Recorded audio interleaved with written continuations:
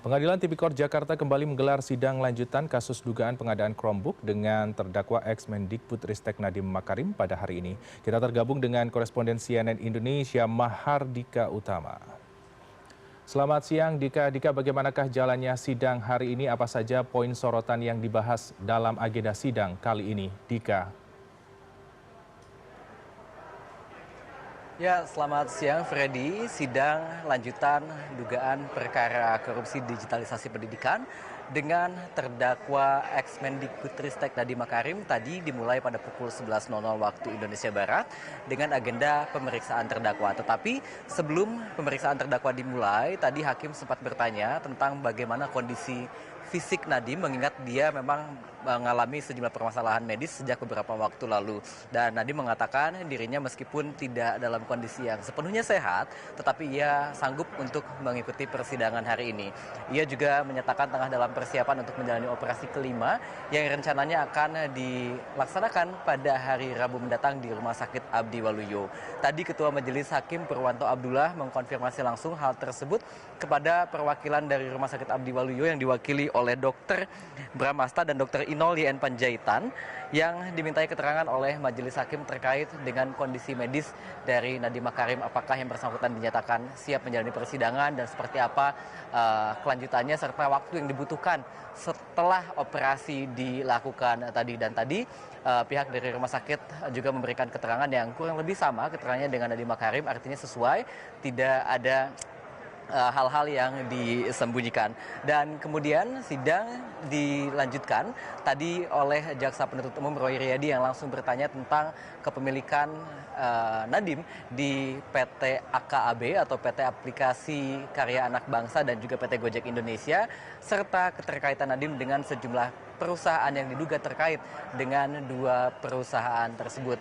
Kita tahu bahwa sidang Nadiem Makarim ini sudah berlangsung cukup lama sejak Januari lalu dan sudah banyak sekali saksi yang diperiksa, bahkan sudah ada dua terdakwa yang juga sudah dijatuhi vonis, dan rencananya sidang ini memang sudah memasuki fase akhir, artinya ini bisa jadi merupakan sidang pemeriksaan terdakwa di fase yang sudah final begitu, karena setelah ini akan masuk ke fase penuntutan oleh jaksa penuntut umum dan kemudian dilanjutkan dengan sidang replik, duplik, dan kemudian nanti akan ditutup dengan sidang vonis. Nah, berbicara tentang vonis sendiri, kita tahu bahwa selain Nadiem, sebetulnya ada 3 terdakwa lain dalam kasus dugaan korupsi pengadaan laptop Chromebook dan juga Chrome Device Management tahun anggaran 2019-2022, yaitu Mulyatsah dan Sri Mulyaningsih yang merupakan anak buah Nadiem Makarim di Kemendikbudristek pada saat itu, serta Ibam atau Ibrahim Arif yang juga ditetapkan sebagai terdakwa. Dan 2 diantaranya, yaitu Mulyatsah, Direktur SMP, dan juga Sri Wahyuningsih, Direktur Sekolah Dasar di Mendikbudristek, sudah dijatuhi vonis pada sidang yang digelar 30 April lalu. Masing-masing diberikan vonis hukuman penjara 4 tahun dan juga 4 tahun 6 bulan. Dan menariknya pada sidang vonis tersebut bisa menjadi gambaran karena di sana disebutkan bahwa kedua terdakwa oleh majelis hakim dinyatakan terbukti bersalah dalam dakwaan subsidiar bukan primer, Freddy.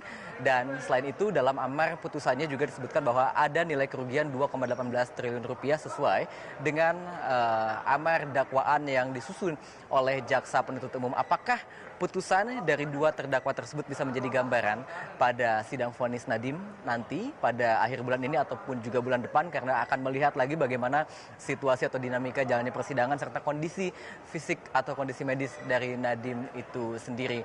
Dan untuk sidang hari ini memang tadi adalah agendanya terkait dengan pemeriksaan terdakwa oleh jaksa penuntut umum. Nanti pasti akan ada tanya dan jawab, dan juga mungkin akan ada hal-hal baru yang nanti akan kita ketahui dalam persidangan ini, baik terkait dengan kerugian negara, aliran dana, ataupun juga keterkaitan Nadiem dengan sejumlah sangkaan yang disusun oleh jaksa penuntut umum. Kita akan melihat seperti apa jalannya persidangan, apakah Nadiem nantinya akan divonis bersalah seperti halnya 2 anak buahnya yang kita tahu bahwa Nadiem selama persidangan ini didakwa dengan pasal 2 ayat 1 dan juga pasal 3 Undang-Undang Tindak Pidana Korupsi, yang mana pasal 2 ini terkait dengan korupsi atau penerimaan dana ataupun juga janji, sementara pasal 3 adalah penyalahgunaan wewenang.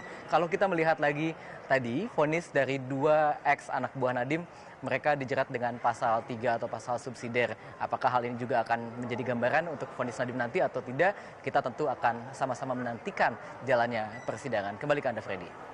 Baik, Dika, sidang masih berjalan. Kita nantikan hasil sidang kali ini terkait pemeriksaan dan juga keterangan lebih lanjut dari Nadiem Makarim. Terima kasih, selamat kembali bertugas. Mardika Utama, koresponden CNN Indonesia. Atas laporan Anda, selamat kembali bertugas.